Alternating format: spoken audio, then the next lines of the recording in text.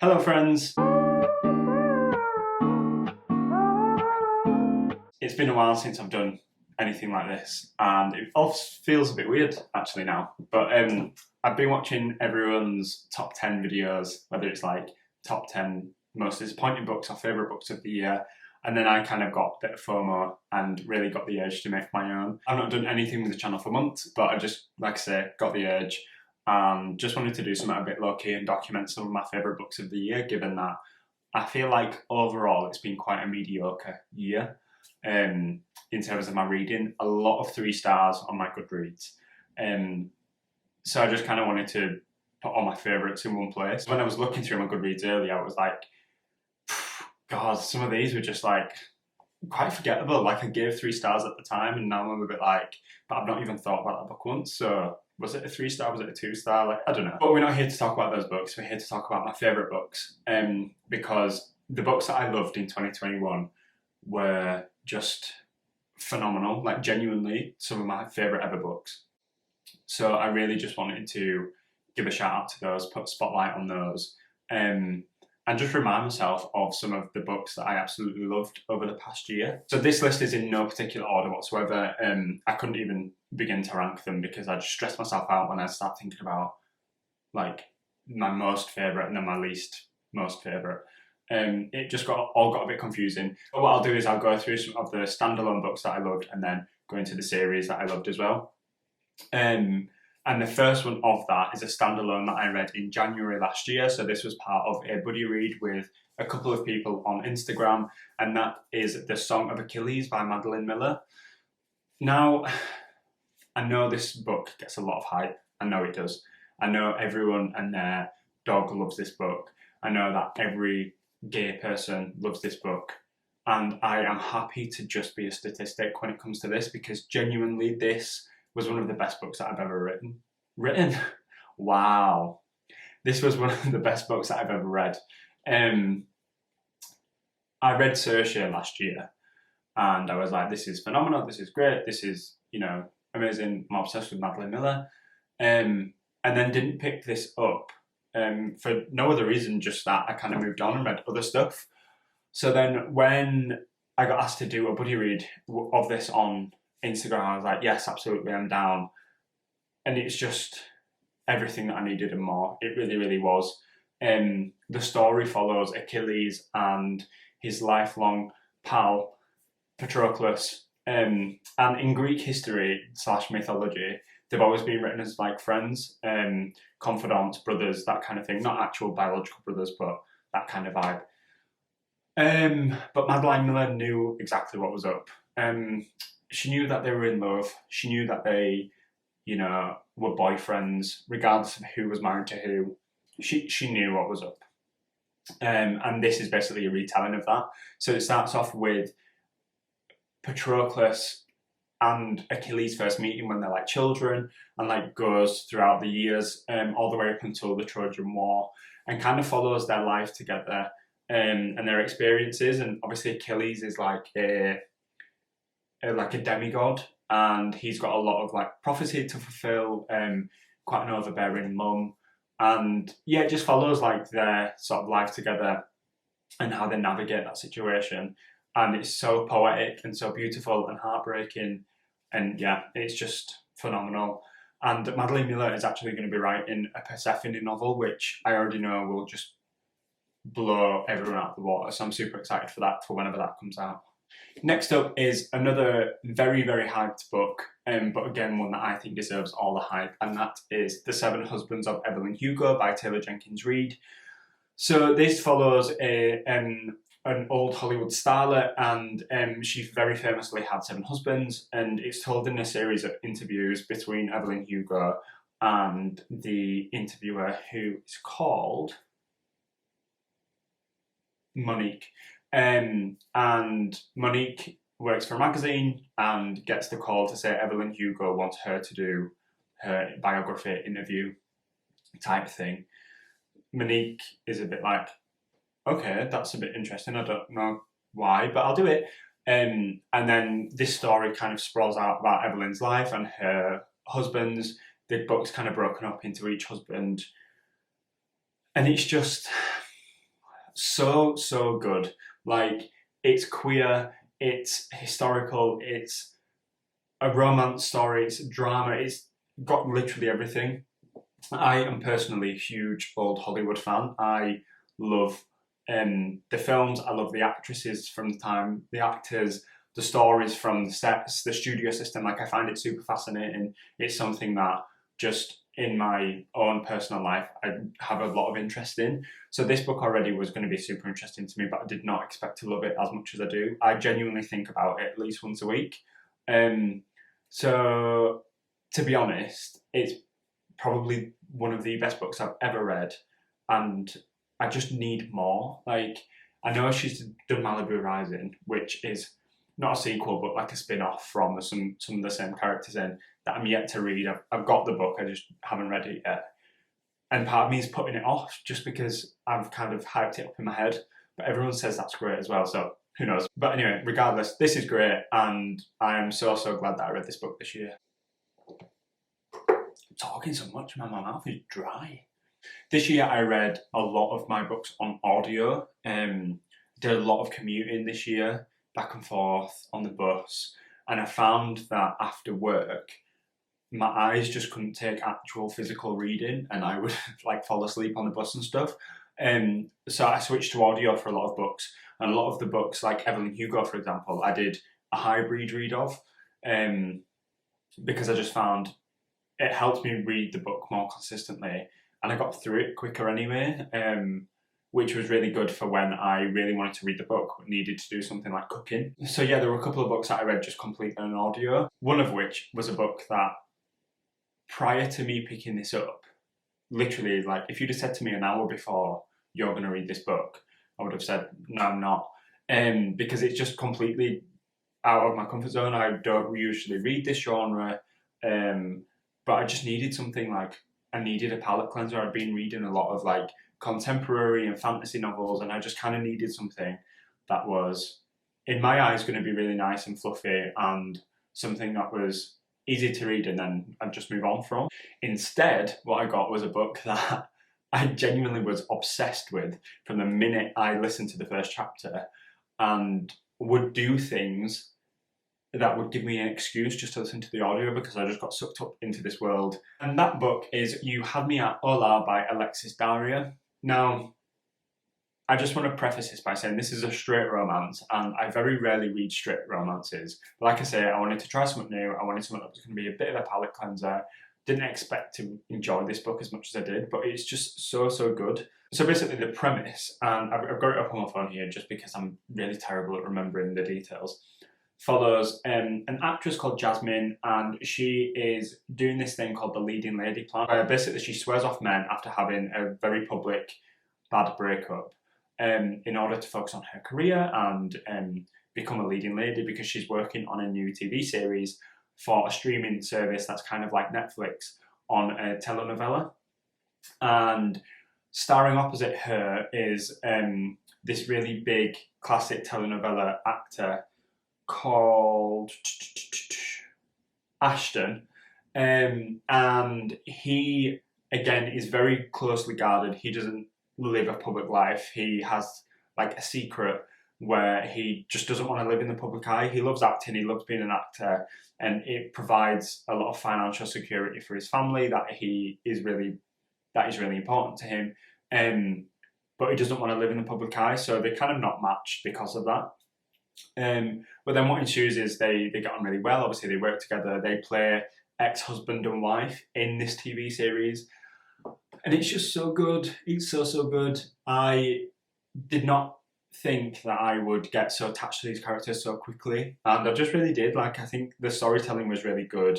I loved the way that scenes from the TV show were written into the book, so we would be seeing things from Jasmine and Ashton's perspective, and then going into their character's perspective as well, if that makes sense, and how the TV show kind of reflected their lives as well. I just thought it was really well done, and I really enjoyed it, and it was just such an easy 5 stars for me because I just had the best time reading it.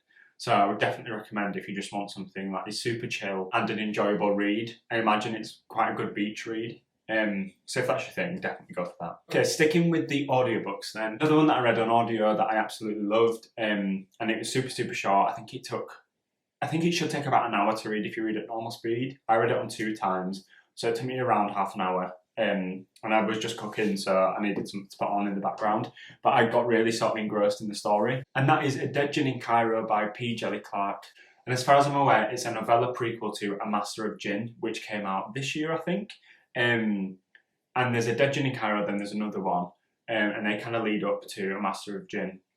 I don't know if you need to have read them, but basically the premise is it's set in Egypt in 1912 in an alternate Cairo infused with otherworldly. The Ministry of Alchemy, Enchantments and Supernatural entities investigate disturbances between the mortal and the possibly divine. And basically, it's like a murder mystery, and it follows a special investigator called Fatima, and she is trying to figure out who has killed this jinn.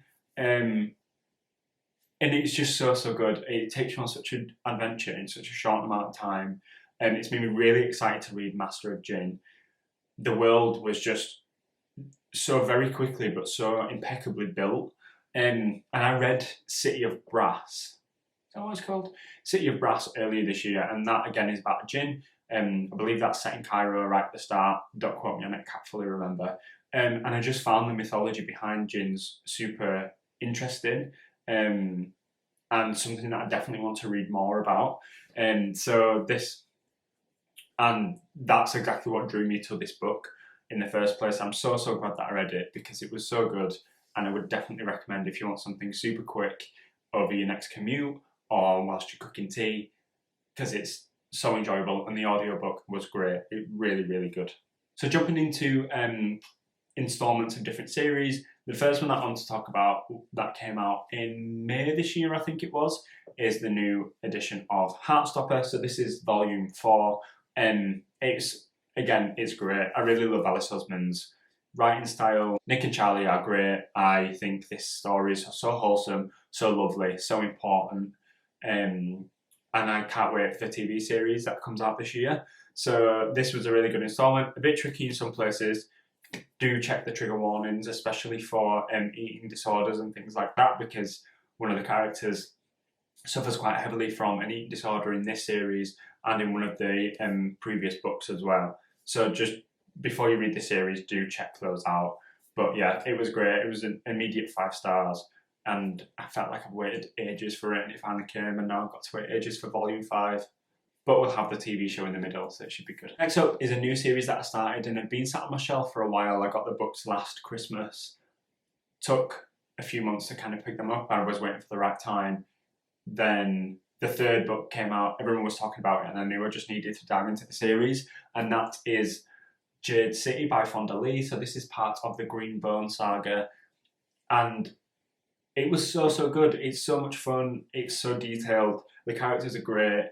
And the storytelling is just so exciting. It basically follows 2 warring clans in this city called Janloon, and the whole thing is basically based around Jade and how Jade, certain people within this world can wear Jade, and it enhances and gives them extra abilities. So it's obviously a big sought after thing.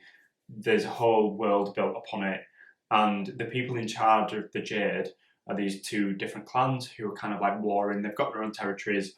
They've mostly, I think, lived quite peacefully until something happens that sparks a big event. The main sort of characters in this are 3 siblings. I think it's 3 siblings and other members of their family sort of surrounding them. The main sibling is the head of the family. Then there's kind of like his bodyguard type, who's his brother, and he's the head of like the security and armed forces. And then you've got his sister, who has kind of like lived off for a few years in a different country and has come back and doesn't really want to get involved in what's going on, but kind of inevitably has no other choice. And it's basically just following kind of like, it reminded me a lot of like The Godfather, like the 2 different sides and a lot of different actions and politics leading to kind of like a domino effect of certain things happening. There's outside influences and forces taking place that later on feed in. And it was just such a good setup for the series. I didn't realise this until everyone was talking about the third book in the series, but I think the entire series spans across, I think, a few decades.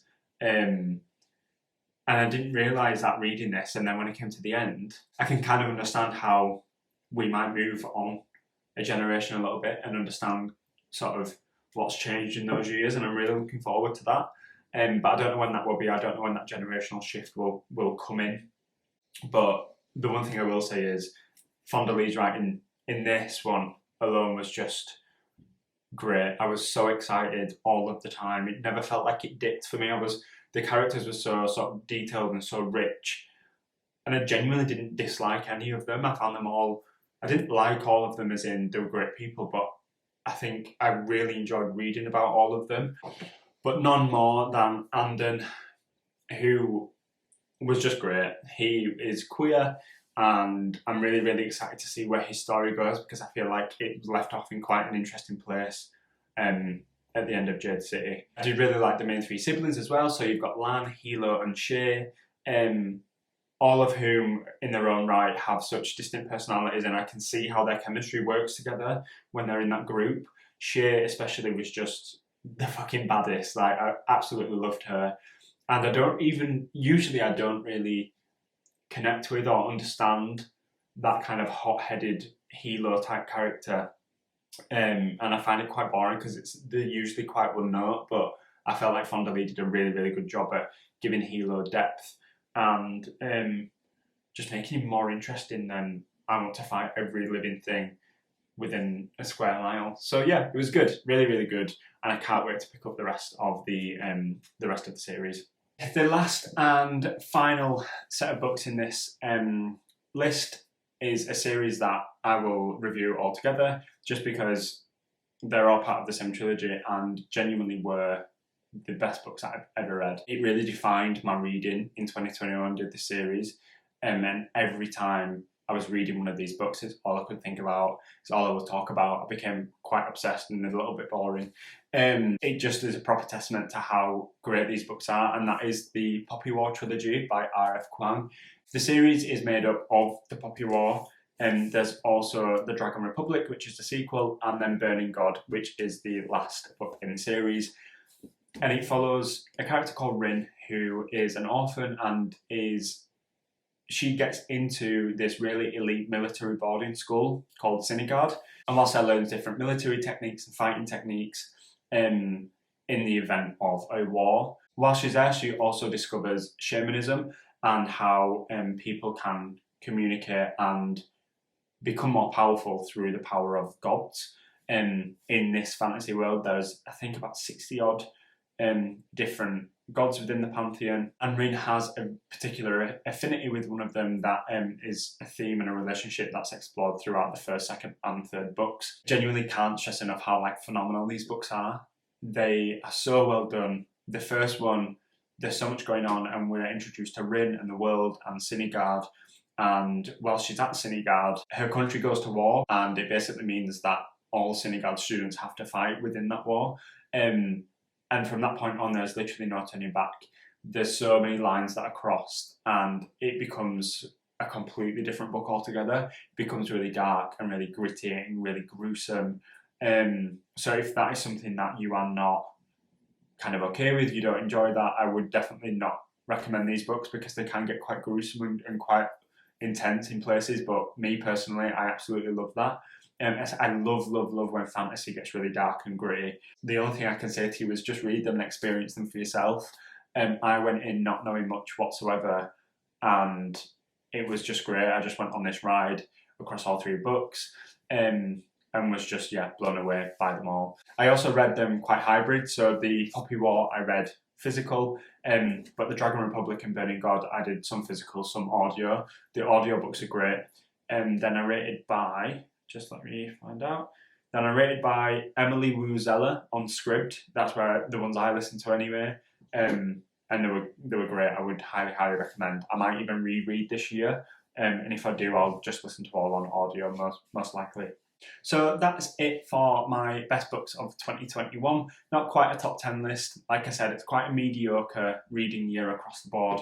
but the books that did stand out really stood out.